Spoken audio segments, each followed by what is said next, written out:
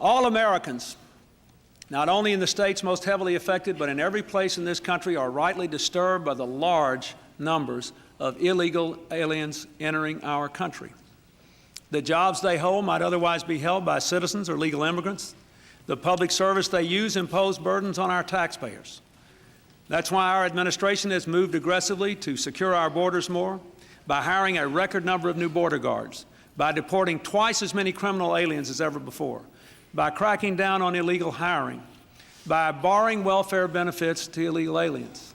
In the budget I will present to you, we will try to do more to speed the deportation of illegal aliens who are arrested for crimes, to better identify illegal aliens in the workplace as recommended by the Commission headed by former Congresswoman Barbara Jordan. We are a nation of immigrants, but we are also a nation of laws. It is wrong and ultimately self-defeating for a nation of immigrants to permit the kind of abuse of our immigration laws we have seen in recent years, and we must do more to stop it.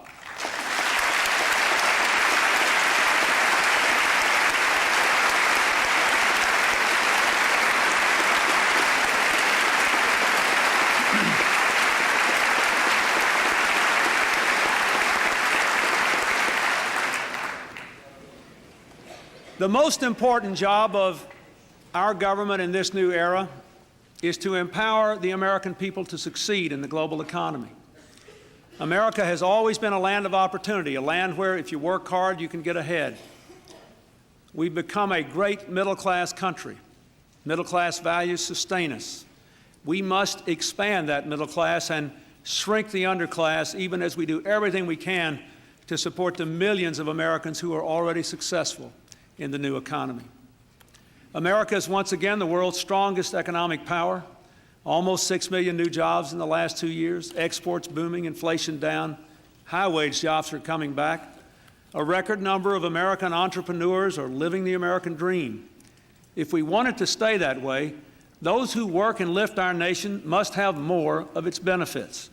Today, too many of those people are being left out. They're working harder for less. They have less security, less income, less certainty that they can even afford a vacation, much less college for their kids or retirement for themselves. We cannot let this continue. If we don't act, our economy will probably keep doing what it's been doing since about 1978, when the income growth began to go to those at the very top of our economic scale. And the people in the vast middle got very little growth, and people who worked like crazy but were on the bottom then fell even further and further behind in the years afterward, no matter how hard they worked. We've got to have a government that can be a real partner in making this new economy work for all of our people.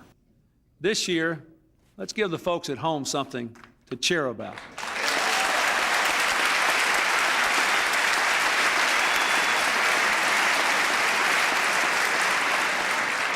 More important, I think we all agree that we have to change the way the government works. Let's make it smaller, less costly, and smarter. Leaner, not meaner.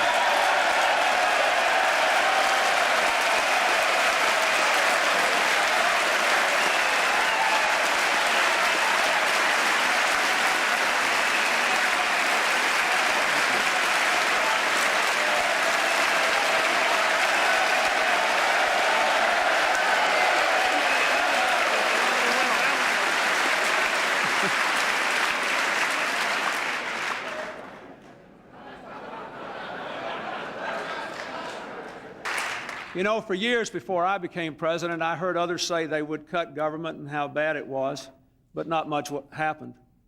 We actually did it. We cut over $250 billion in spending, more than 300 domestic programs, more than 100,000 positions from the federal bureaucracy in the last 2 years alone. Based on decisions already made, we will have cut a total of more than 250,000 positions from the federal government, making it the smallest it has been since John Kennedy was president by the time I come here again next year.